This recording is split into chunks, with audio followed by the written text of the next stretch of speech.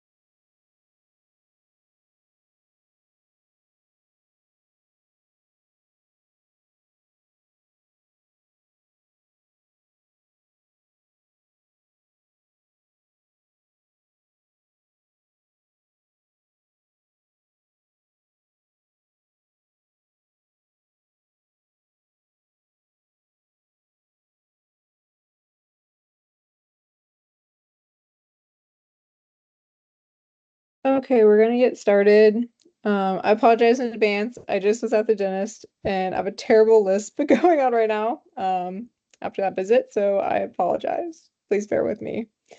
So we're going to get started. Thank you all so much for joining us tonight for the Connecting with Clinicals event, and this is focused on surgery interest group. So thank you. And if you have any questions, I can't see the chat, but there are a few board members here tonight. If you wouldn't mind helping out, if you have any questions in the chat, or feel free to raise your hand and come off mute. Okay. So just to get started, here's our clinical e-board. Everyone's names and their positions. And like I said, some of us are here tonight, so thank you for joining. And I shall move on. Also at the bottom too, I've hyperlinked our website and our Instagram if you guys want to follow us. So, okay. Here's all the way. And briefly, our mission. So overall, like most clubs, we want to raise awareness and, boost our students so we can have more students, in this case, matching into surgery. And, this also, assists students into building better clinical skills, improving their CV, and many other opportunities that we will discuss in later slides. So,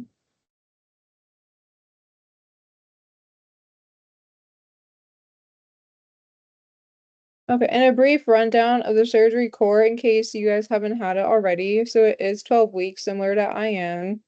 And here's a few items I just want to break down. So some clinical responsibilities. It is super, super important to arrive early.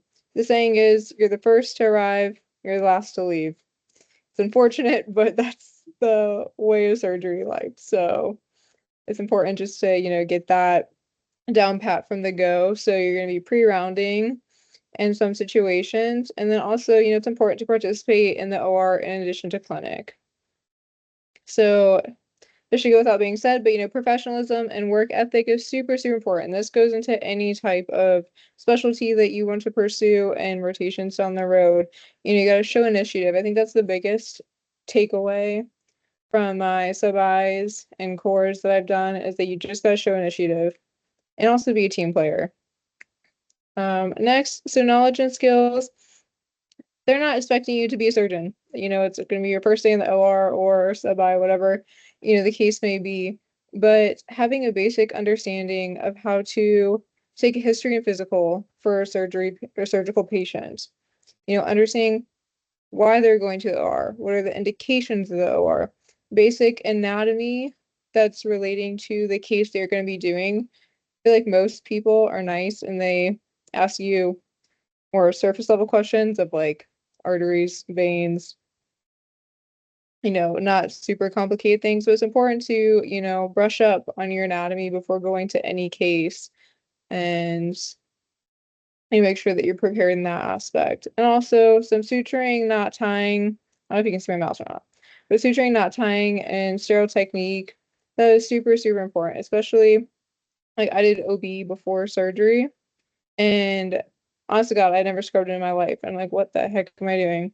And everyone assumes and expects you to know what to do. So it's really important to go in there, even watching, I think Amboss had a few good videos on how to scrub and gown. That way the nurses won't yell at you and be mean. So watch those two videos. You'll thank me later. And suturing and knot tying, just basics, simple interrupted or the sub Q, and then two-handed knot ties or one-hand knot ties, which we also have, those kinds of simulations and labs for our members at the different sites, which we'll talk about in a little bit. And lastly, the evaluation and feedback. So one thing personally that I need to become better at is asking for feedback. I feel like we always just expect it at the end, but it's helpful to ask, whether it's a new attending every day or even at the end of every week, asking how you can improve. And I think that'll go a long way with your preceptors and improve your overall evaluation because it shows that you're ready to take constructive feedback, and apply it towards the next day or the next week. And that then it goes with the growth goal point. Okay. So, and then electives, Marielle, would you like to take it away? So for surgery electives, this will kind of influence your residency application when you do apply for the match cycle. This is kind of important where you need to get the networking done, figure out what hospitals are affiliated with Ross, what hospitals aren't affiliated with Ross, which means you're pretty much sending out a gazillion emails. This past year, I sent probably over 50 emails and I got 3 responses for sub-Is. And so the ratio is not great, but you have to reach out. You have to be proactive with this and start earlier rather than later. They always say like January, February, because unfortunately we don't have access to visa, so we don't have access to these sub-Is. So it's important to kind of reach out before to be like, hey, I'm interested in your program. I don't have access to vSLO. If there's any opportunity for me to apply outside, I would love an opportunity. So this is really important. So we want to do about 2 to 4 sub internships. So between 4 to 16 weeks is kind of the golden rule. We have about 42 weeks for our 4th year. So we do want to do a good 4th to a 1/3 of that.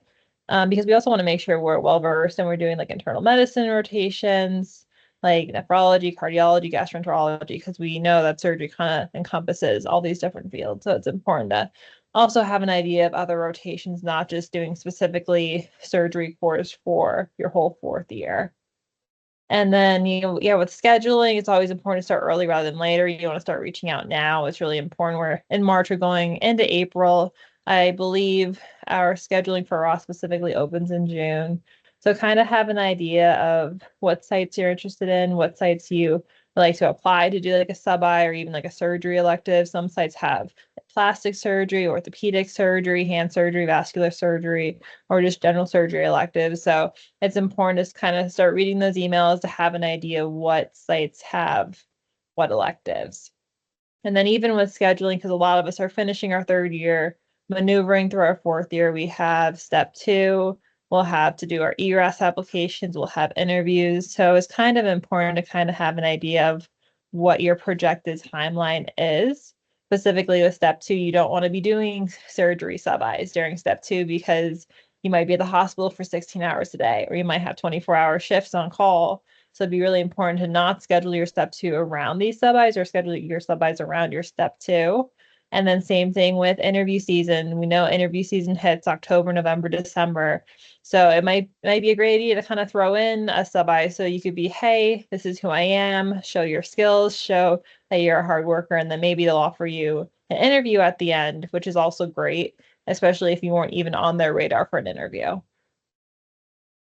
So, slide. Asking for a letter of recommendations, I can't emphasize how important this is because you want to start sooner rather than later as well. Timing is really important. You want to have strong letters when you're applying. So you want the attending to get to know you. You want the residents to get to know you. You really want to be hands-on. It goes back to you want to show up. You want to be the first one there, the last one to leave. You want to be the person that's constantly asking, hey, how can I help? Whether it's in the OR, whether it's in pre-op, whether it's in PACU, because all those little details add up and people notice it. People talk.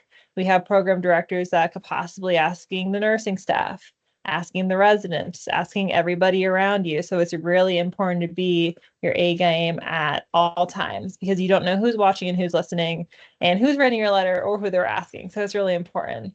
So when you go into whether it's your core electives, kind of have an idea on who you want to ask for a letter of recommendation, or if you end up going through an elective or a core and you're like, hey, I really like this attending, I worked with them a lot, make sure you ask them. Ideally, you want to ask them at the end of each rotation because then they can start thinking and they're not scrunched in time. If you're doing a core or elective around ERAS season or around the application wrap up in September, then you really want to be proactive and maybe start even earlier. Ask halfway through the rotation or maybe from day one, be like, hey, I want a letter of recommendation. If you can consider me throughout this process, throughout my rotation, that would be great. And then at the end, just ask them like, hey, did I meet your expectations for this letter? So they're already kind of thinking.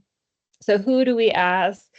Attendings, department chairs, program directors, research mentors, even residency alumni, as well as fellows, somebody who really gets to kind of see you, get to know you, but also gets to see your skills in and out of the OR because that's kind of what really determines, hey, this is going to be a good student to recommend to be a surgical intern for the next year. And then when we're looking at when, again, ask sooner rather than later. You can ask at the end of the rotation, but if it's towards the end of summer, towards the end of ERAS, you may want to ask from the first week so they can kind of start the process. And you do want to try to give, excuse me, the attending at least 4 weeks to 6 weeks before the ERAS deadline. And then how to ask them, I can't emphasize enough, ask in person, be face to face, because if you shoot an email, you ask a resident, you ask somebody for a secondhand ask, you're not getting a letter, or you're going to get a mediocre or maybe an awful letter because being in person, giving good eye contact, showing that you're interested, having a strong, confident, firm, like, this is what I want to do. I would love for you to be this person to write this on my behalf. That just says a lot about your character, about your confidence, about a lot of important qualities to be a surgical resident. And then you want to make sure you have an updated CV, personal statement, any type of documentation that you could email to who's ever writing the letter of recommendation because then they'll read it, go through it to really kind of personalize that red letter. So you're not just getting a generic letter because that will make you stand out. And then always important to follow up, always say thank you, always continue to express, be like, thank you so much for doing this for me. This really means a lot because that also goes a far way.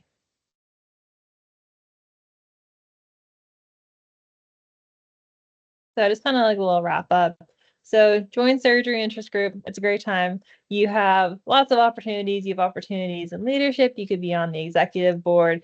You could be a hospital site leader at all of our sites throughout the United States. There will be actually applications being sent out for those for this upcoming term in the summer. So at the end of April, look out for that.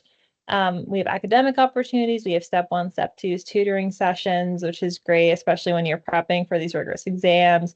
We also have journal clubs, and there's opportunities with journal clubs to present, which then you could add to your CV, which is really important, especially when applying for residency, to say, hey, I presented this and put it in that research section.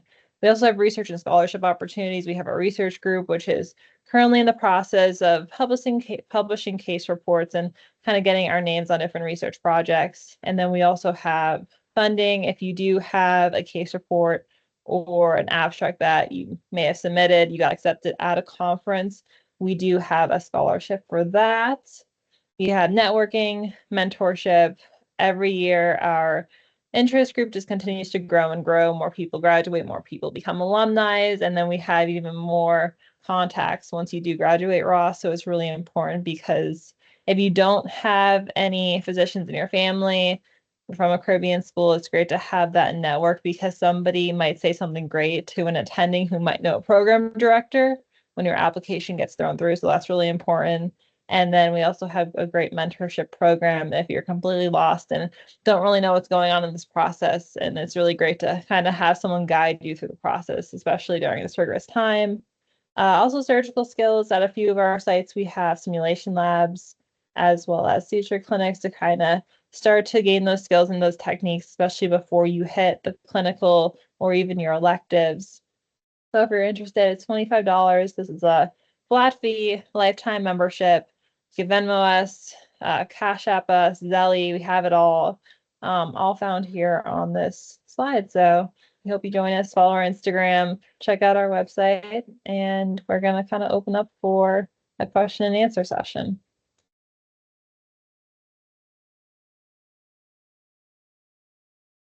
If anybody has questions, you could come off of mute or type in the group chat.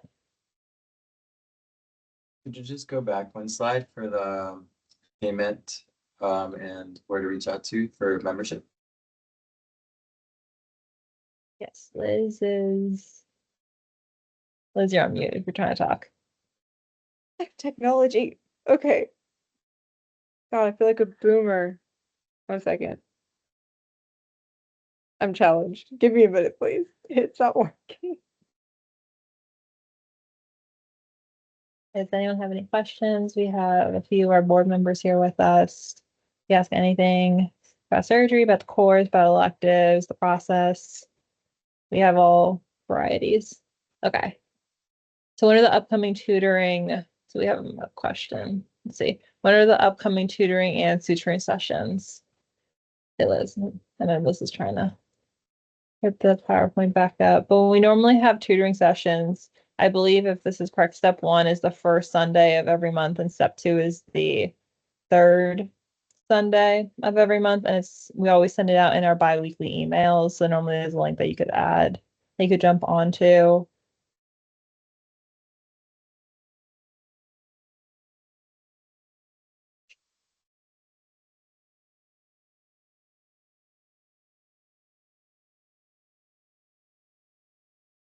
Yeah, and suturing labs, yeah, it depends on this. I know Chicago is a lot more proactive, especially with suture labs. I'm in Ohio. We don't have any some sort of thing.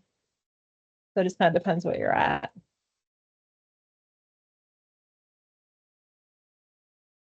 Good question. Say, Miranda, do you know the answer to that one?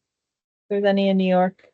Yeah, they just got one established at the St. John site in New York. The other two sites were trying to get people to be representatives at those. So if you're at that site and would be interested in starting that up, our applications will be opening for the next semester too. But we just had someone take initiative for this first time at the one New York site, and they've done 2 so far. So it's been really good.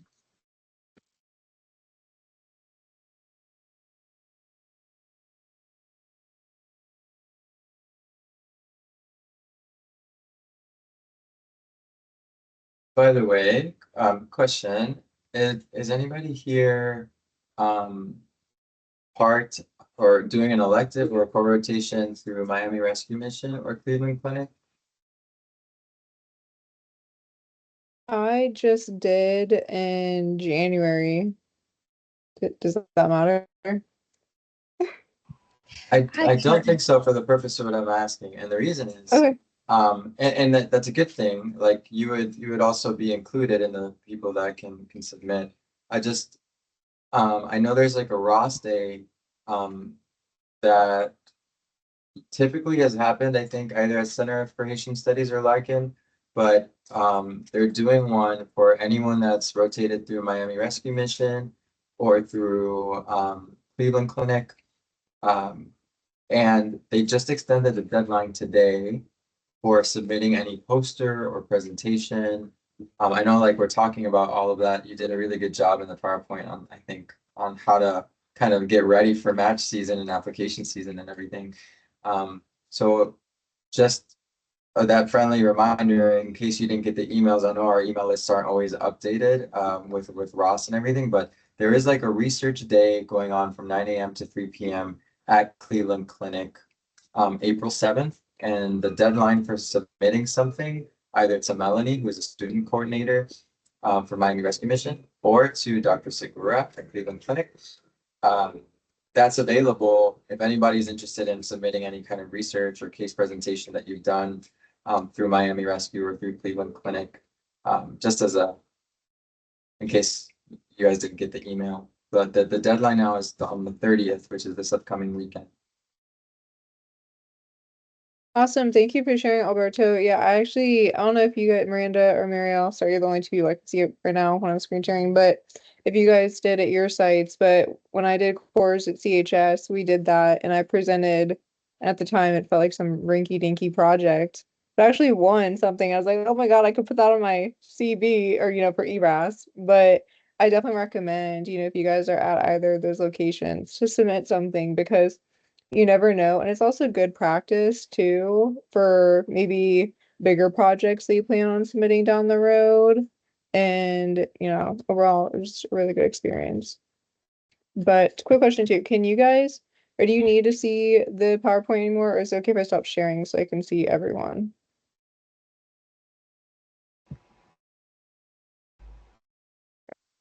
I can always pull it back if we need to, but that way I can see questions and um other people. So I thank you. also have a follow-up question about Ross Day. Can you guys hear me? I'm so sorry. So first question being, does everyone have to present something that wasn't necessarily clear? And then two, I'm currently a clinical transfer, so this is my first rotation through Miami Rescue Mission, but I do have a case report from the last school I was at.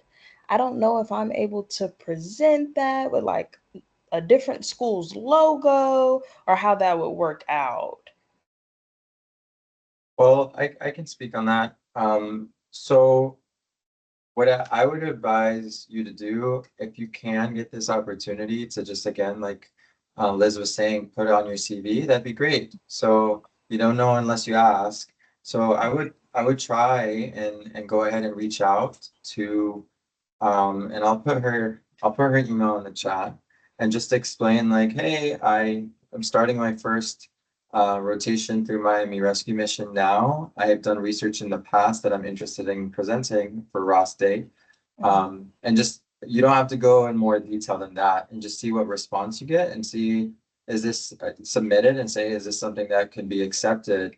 Because she did tell me in particular that she's like, just tell people because this is a new project we're doing. We want as much involvement and engagement as possible. If you're a Ross student doing MRM or CCF rotations, even if it's past research, we want to see it. So it'd be worth, I think, reaching out about. And then, fingers crossed, it's something that you can end up putting on your CV as a submission.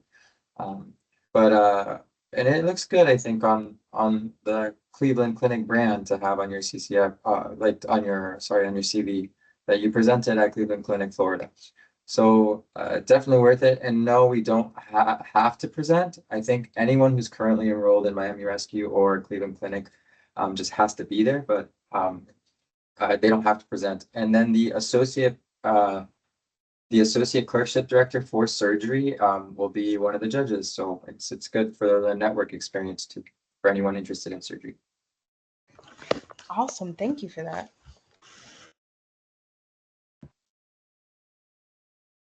Yeah, of course, awesome questions. Does anyone have anything regarding like cores or electives, scheduling electives, going about that? Anything that our e-board can help answer?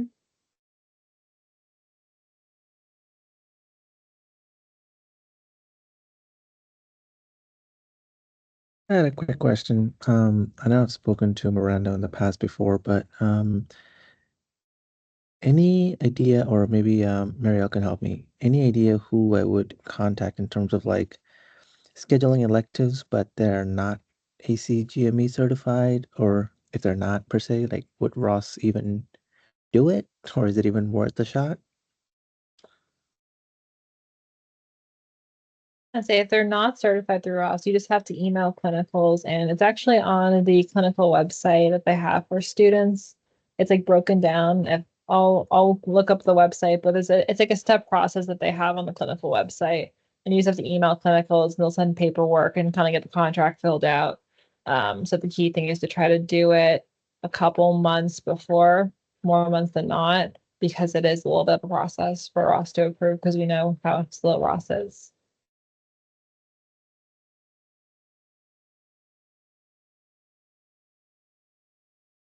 As Benson, do you mean like surgery specific, non-ACGME accredited rotations?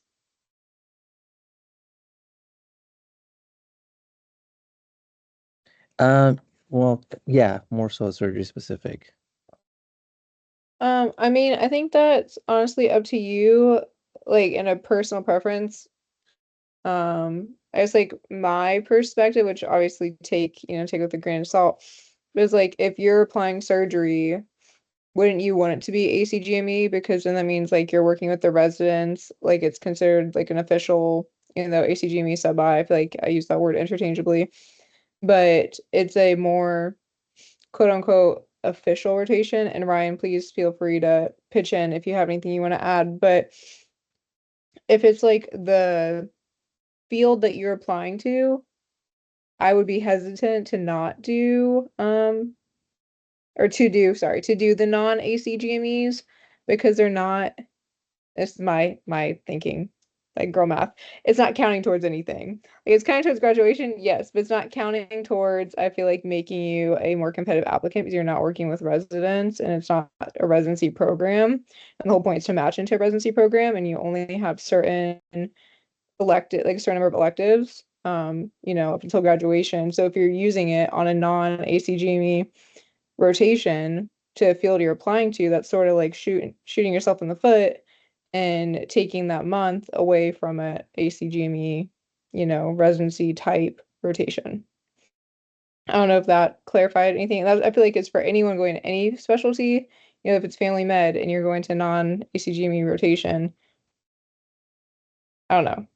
But in surgery, at least I feel like is particular about things. I don't know. Brian, if you want to pitch in or anyone else in the e-board wants to pitch in, please feel free. So overall, the advice is good. Like you want to make sure that you go somewhere where you make an impression and make the most out of your time. I will say there's a caveat to that. So like if you are, depending on where you are in the application cycle and where you are with your electives. So if you only have, 3 or 4 months to get letters of recommendations from a surgery place, then you may need to go somewhere that you can get that letter. And it may not be an ACGME place that you get, but you need the letter. So you're kind of like, what do you need more? Do you need a good letter of reference, which you can get anywhere that you go do a rotation? And it's easy for us to get, scheduled in some places that are just not ACGME rotations per se. I had to do that for my anesthesia. My anesthesia letters came from non-ACGME places because I just needed anesthesia letters, and it was just easier for me to do them at places that were not ACGME accredited. So that's because of my timing. That's the only thing that I would caution you to think about. Just make sure you get letters in time. That's it. No, I appreciate that. Specifically, the reason I asked was because I know it's like a very long shot, but I do have a high interest in thoracic surgery, and I'm trying to go for the integrated programs, which I know is like shooting for the stars in terms of that. So um, I don't know if Ross, as I haven't seen anything for Ross having any like electives around that specific field. As far as I know, it's only been vascular, which also I'll try to get. But so that's why I asked. I was like, if I have a site that has thoracic surgery, and possibly not that they would have an integrated program or not, but at least if I can work with one of the thoracic surgeons for an elective, that's the reason I asked. But I appreciate the insights from both of y'all, Yeah, three of so like y'all. for me too, I signed up for a trauma surgery elective. It's not ACGME accredited through St. B's, but they have a surgery program that is ACGME accredited too. So that contract was a little bit easier for Ross to like finish up, even though like the specific elective is not accredited, but you can still get that letter too and everything. But they're pretty good about getting that all okayed within like a month too. But that's because they had a residual contract with other electives that they've already done with the hospital in the past.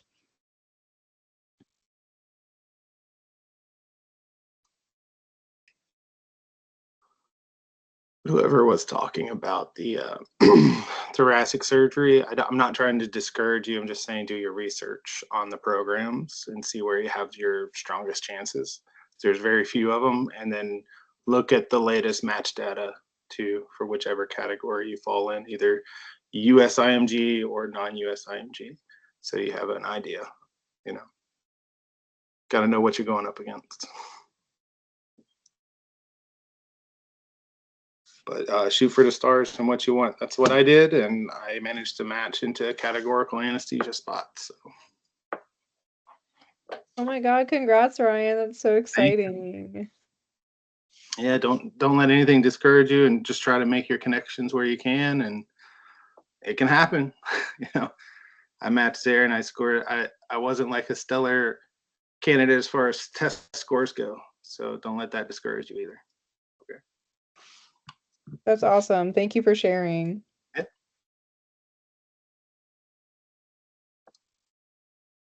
Anyone else want to type in the chat? Come off mute. We're here for your questions.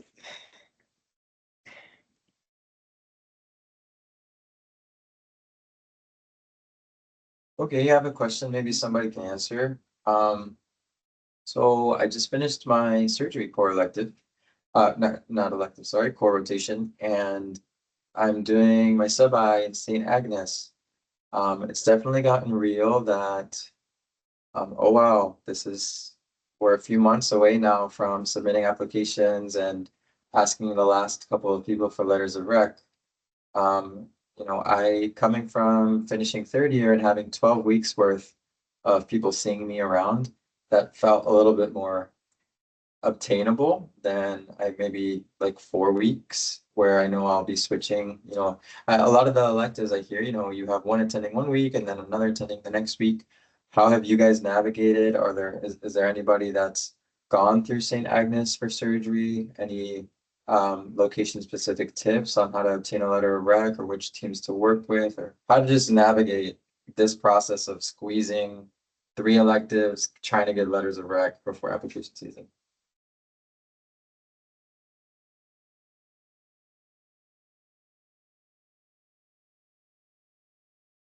Has anyone on the e-board rotated there? I'm trying to look between the two slides. I've been in Ohio. I'm not hopping over. I'm actually rotating at St. Agnes later on this year, but cannot speak on that behalf. I guess a general comment, like I know this is pretty similar. It sounds like a pretty similar situation to like the Cleveland Clinic when I did ortho in January.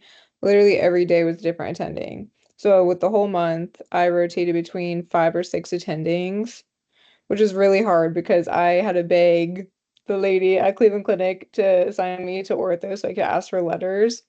And I think it honestly just comes down to like how I approached it was who I felt the most comfortable, excuse me, I swear I can't talk with these retainers, and comfortable asking, and also like the ones that I could see myself doing down the road. So like she put me with, or Miss Evelyn, the woman that's in charge of Cleveland Clinic electives, assigned me to like all the different types of ortho. So like foot and ankle, shoulder, joints, upper extremity, onc, think maybe one other. But either which way, like I decided to ask certain people. I was like, oh my God, I could actually see myself doing that. Like, Onk, I really liked that. And I happened to work a few more shifts with that guy than, some of the others. So I think that, helps a little bit.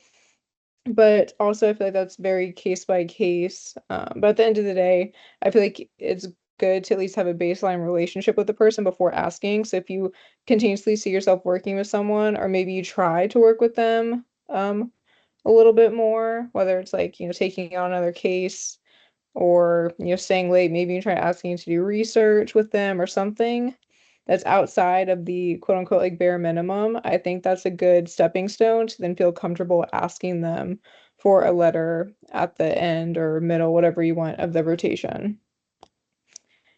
I don't know if that helped answer your question, Alberto. Sorry, it wasn't as a Agnes, but I hope it was useful. Yeah, no, it's still useful. I think the biggest thing that I'm a little bit just concerned about is just how often I hear people do move through attendings, and in a short time, like an elective, you have those 4 weeks. So just hearing about your experience and then still being able to like muster the courage for us to ask and pursue that, I guess that's just part of the game we're playing. We just gotta do it. But I'm happy to, I think it was Marielle, um or whoever else is doing a sub-I at Site St. Agnes at some point. I'm happy to share how my experience goes this next month. So, but thanks. That's helpful, at least to know I'm not alone, that we're still requesting, even when we're changing attendings a lot. Of course. And yes, please do let us know. And another thing too, it's like if you can, work, which I know it's hard, but like working with the PD or the APD, like bigger people to get that letter from, that can take you a long way versus like a resident, which, I don't know how much time residents have to even be writing letters, but you get the point. It's like if you can, attach yourself to someone that's really important in the hospital, I think that'll help you down the road as well. I don't know if anyone has something they want to add to that, but I can say like you shouldn't get your letters from a resident. I will say that like you shouldn't get letters of recommendation from a resident because they don't really have anything. They don't mean as much, is what I'm saying. You get one from an attending, it means more. Like that's what every career person will tell you. That would be a worst case scenario, is that you get one from a resident, I think. Um, as Elizabeth said, PDs, APDs, those are some of the best ones. I did want to comment, since you are coming out of your core rotations, that's a really, really good letter to get as well. You've worked with someone, some program for 12 weeks. They can really comment on your ability, and that's a good one to have. And then if you're wanting to do surgery, you kind of have your core one, and then you can go get one that is like an away, quote unquote, rotation.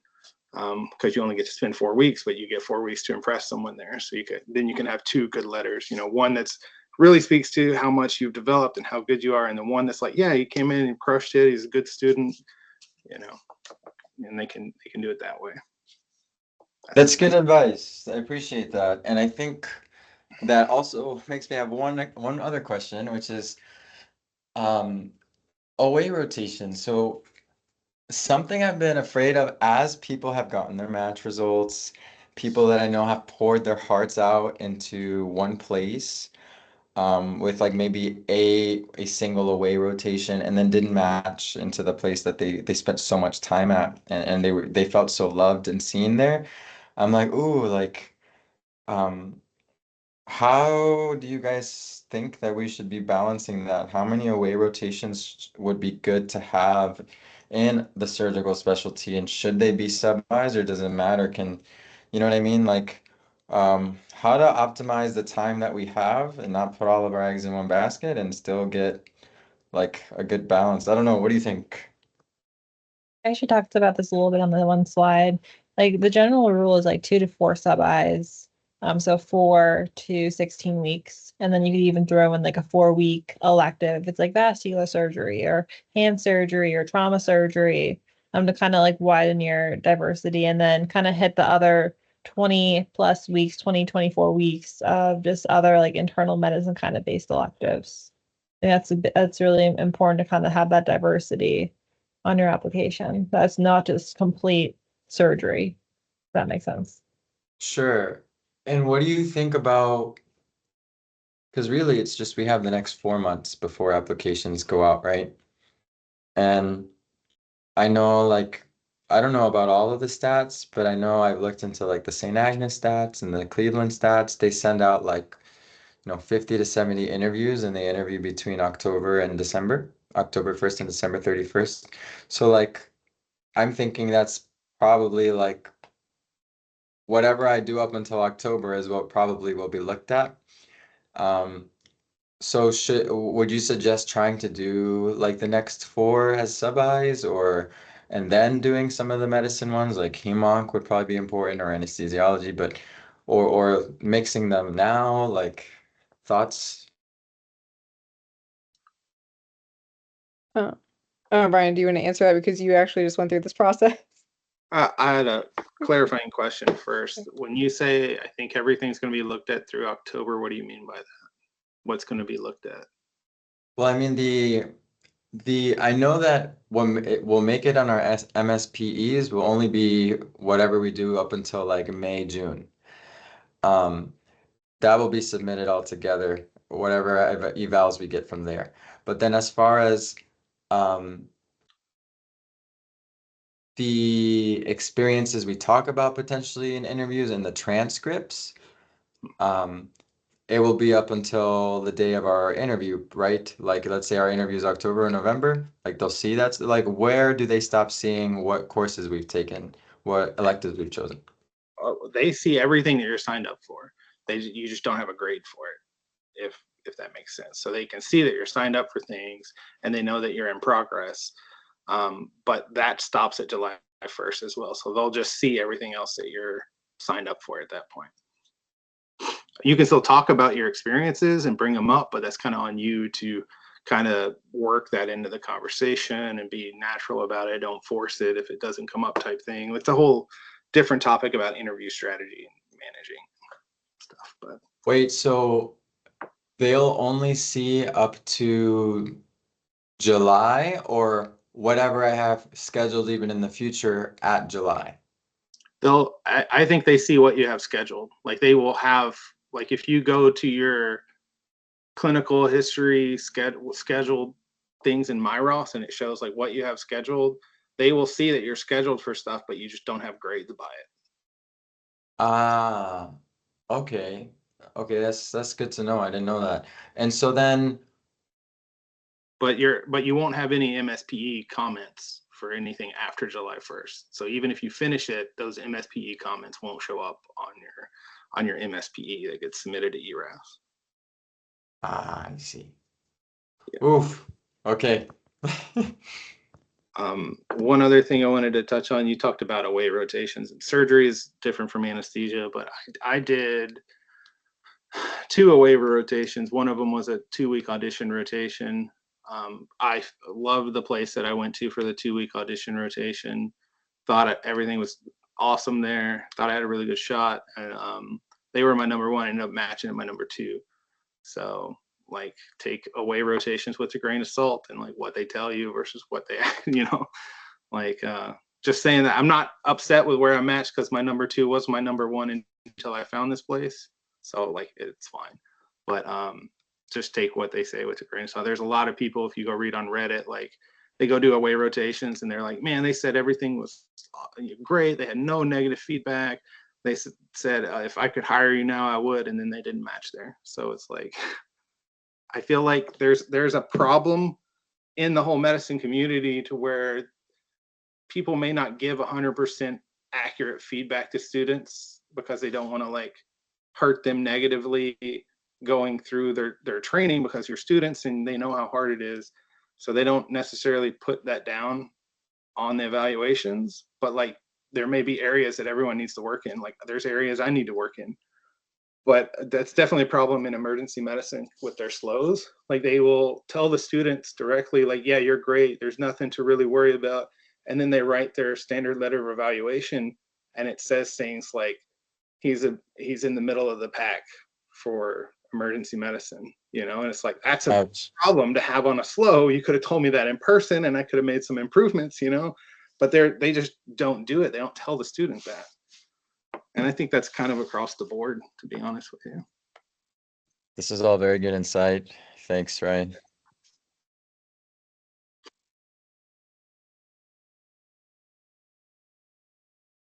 Quick question for Ryan.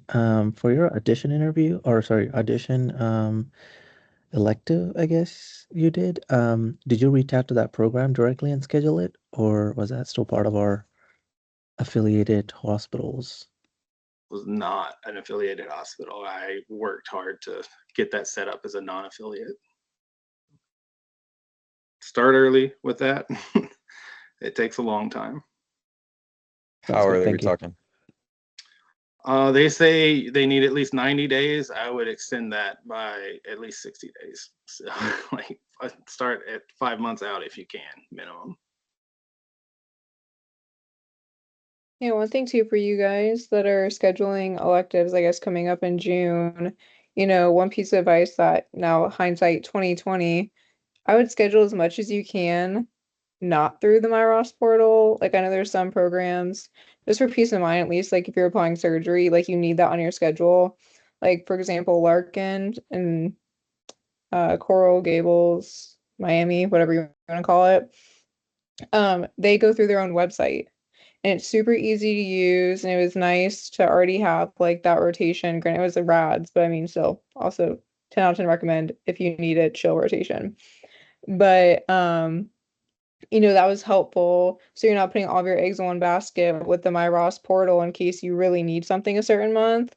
And then sort of going on what Ryan said, like it is a real, let's say pain to work with non-affiliates. But I mean, obviously, if you really want to do it, there are ways to do it, but you need to allocate an accurate amount of time and like always plan more than what you think it's going to take.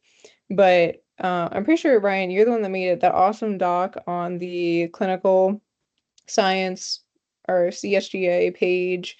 It was also emailed to us that gives all the different um, non-affiliate sites that Rossi's have rotated out. So there's already a contract there, which makes it a heck of a lot easier to like apply there if there's already some baseline, negotiation between the hospital. Obviously it's, rotation specific, but there's that and all the different like ACGME, non-ACGME electives per site, which I thought was super helpful to, have as a rotating student. Yeah, we're supposed to have the ACGME, like whether or not it's ACGME accredited and whether or not it satisfies the internal medicine component as well. That is supposed to eventually get added to MyRoss. So it will have a column that says yes, yes/no, yes/yes. And so you'll know whether or not it does that. They've been working on that for 8 months. So hopefully it comes soon. It's something I've been pushing for a long time. But in the meantime, we have that document that we have for now. And then there's that non-affiliate. The non-affiliate document is a very loose thing. So the only caveat is like if it's there, they may or may not have an active contract in place. Just keep that in mind.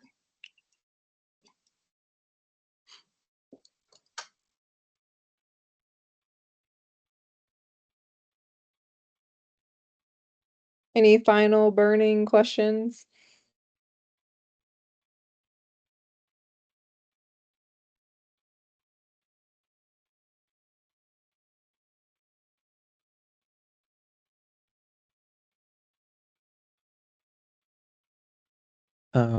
Just probably for all the board members and Ryan included, um, any advice on what to do if you do have time after, I guess when you like graduate, anything to do like fill that slot, or like do you recommend just kind of pushing it to like take more electives, or any advice?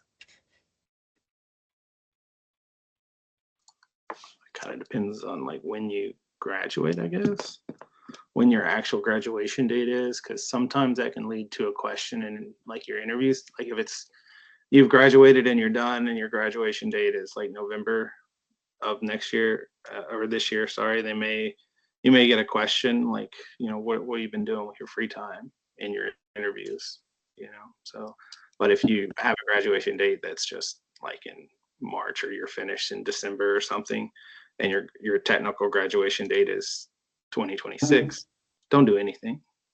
Don't do anything. Take the time and relax and enjoy it, because residency is even worse. You could lightly study on step 3, lightly study if you wanted to. And also, you know, as you get closer to your start date, like what I'm going to do when I get closer to my start date, I'm going to actually like review more, because I don't want to look like an idiot when I show up. But I feel like that's like everyone.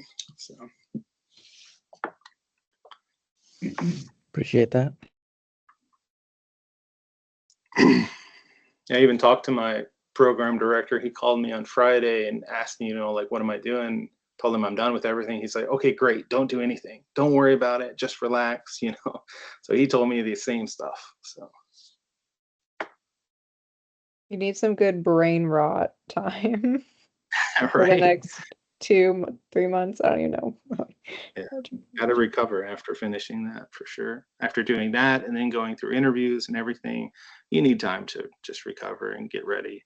And also take some time for yourself too, because you've been doing all this hard work and haven't really been able to do anything for yourself. And that's the time, you know, to do that.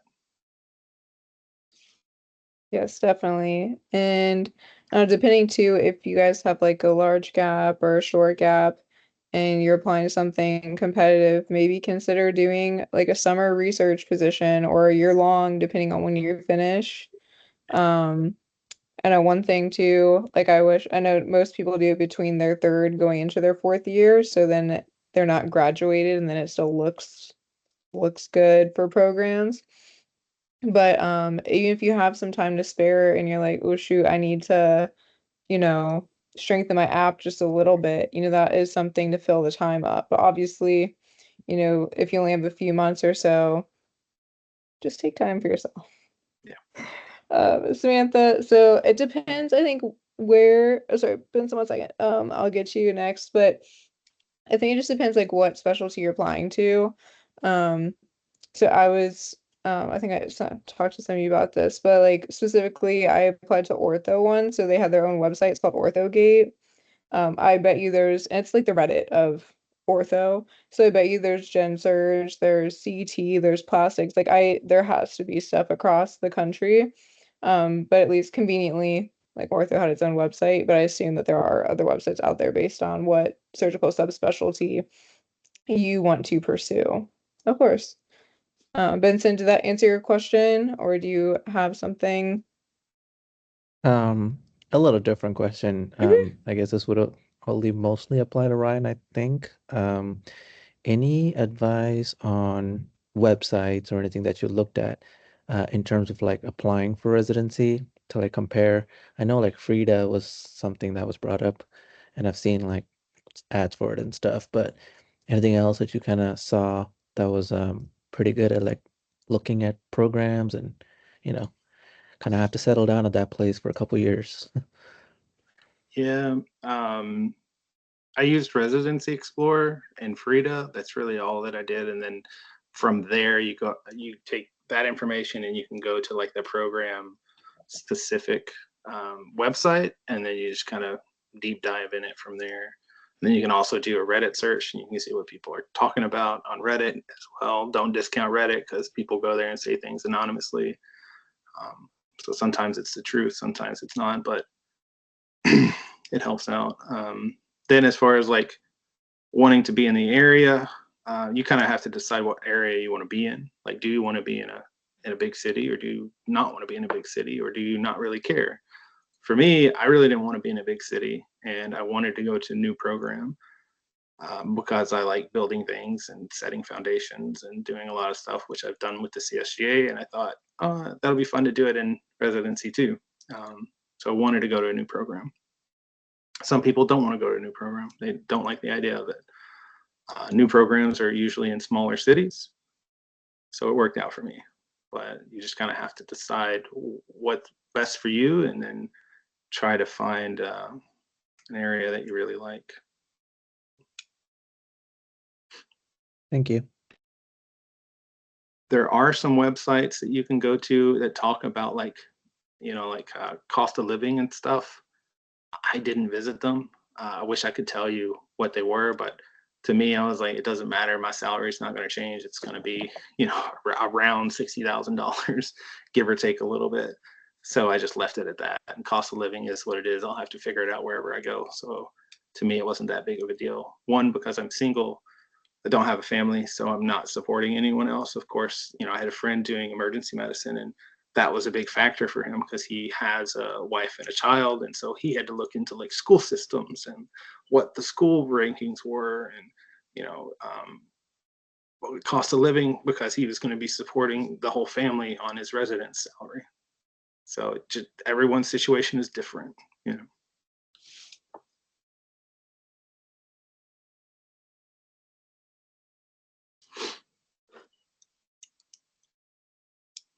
All right, well, thank you all. Unless someone has one final question, we do have a few minutes, but I just want to say thank you all for coming tonight. I hope that even if you aren't going into surgery, this is still information you can take away for all of your rotations. I hope it's very useful and applicable to any specialty that you go into, and that we answered any of your questions that you may have had. But please, we have 4 minutes. If there's any questions remaining, this is your time to ask us. But if not, thank you all for joining us tonight. We really appreciate you coming out and hopping on Teams. Thank you for setting it up. Thank you, Ryan. Does all the hard work. We're good.